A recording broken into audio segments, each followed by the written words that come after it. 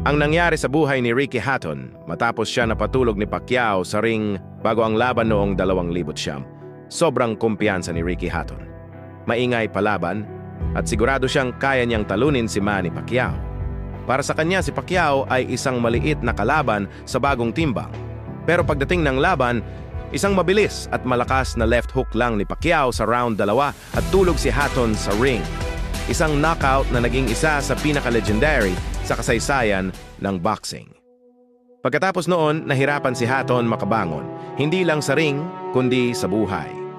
Dumaan siya sa depresyon, problema sa alak at droga, at matinding pressure bilang dating champion. At noong 2025, pumanaw si Ricky Hatton sa edad na 46. Ang kwento niya ay paalala, kahit gaano kalakas ang isang tao sa labas, may mga laban sa loob ng isip na mas mahirap talunin. Kung may pinagdadaanan ka, huwag lumaban mag-isa. Ideya at kaalaman. Follow for more videos.